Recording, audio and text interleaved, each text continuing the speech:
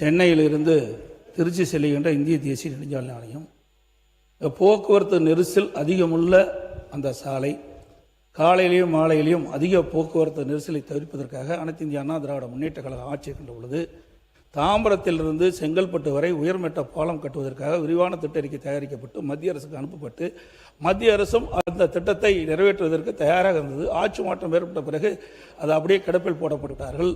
ஆகவே இந்த அரசு இந்த கிடப்பில் போடப்பட்ட சென்னையிலிருந்து திருச்சி செல்கின்ற தாம்பரத்திலிருந்து செங்கல்பட்டு செல்கின்ற அந்த உயர்மட்ட பாலத்தை கட்டுவதற்கு மத்திய அரசோடு தொடர்பு கொண்டு அந்த திட்டத்தை நிறைவேற்றுவதற்கு அரசு முன்னுரிமா என்பதை தங்கள் வாயாக அறிய விரும்புகிறேன். முன்னாள் முதலமைச்சர் கூறியது உண்மை.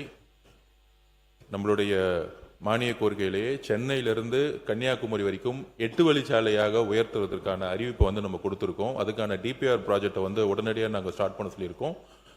மாண்புமிகு ஒன்றிய அமைச்சரை சந்திக்கும் பொழுது இதை பற்றி கிட்டத்தட்ட ஒரு மணி நேரம் அவரோட விவாதித்தோம்.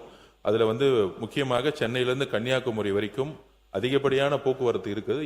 இப்போ இருக்கக்கூடிய சாலைகளை 8 வழி சாலைகளாக கொண்டு வந்தால் தான் அடுத்த 30 வருஷத்துக்கான போக்குவரத்து பிரச்சனையும் குறிப்பாக இந்த ரோட்டில் தான் அதிகமான விபத்துகள் அதிகமாக நடந்துட்டு இருக்கு.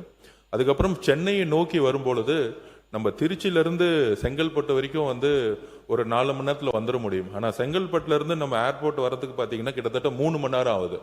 ஸோ இது முன்னாள் முதலமைச்சர் சொன்னதை ஆல்ரெடி அரசினுடைய கவனத்தில் இருக்கு. இது இங்க மட்டும் இல்லை, திருவள்ளூர்லேருந்து பெங்களூர்லேருந்து திருவள்ளூர் வரைக்கும் வந்தலாம். நான் திருவள்ளூர்லேருந்து திருப்பியும் பூந்தமல்லி ரோட கிராஸ் பண்றதுக்கு திருப்பியும் அங்கே ஒரு 3 மணி நேரம் ஆகுது.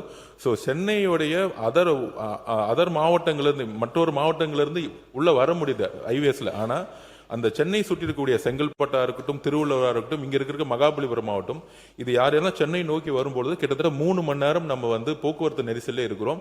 இந்த சென்னை சுற்றில இருக்கக்கூடிய ரோட்ஸை இப்ப டிபிஆர் ப்ராஜெக்ட்ல கொண்டு மாண்புமிகு முதலமைச்சருடைய அவர் சொன்ன அந்த ப்ராஜெக்டும் கவனத்தில் கொண்டு அடுத்த மீட்டிங் நெக்ஸ்ட் மந்த் ஒன்றிய அமைச்சரோடு இருக்கு. அதுல அவர் சொன்ன ப்ராஜெக்டை உடனடியாக அமல்படுத்துறதுக்கான எல்லா பணிகளும் நடக்கும்.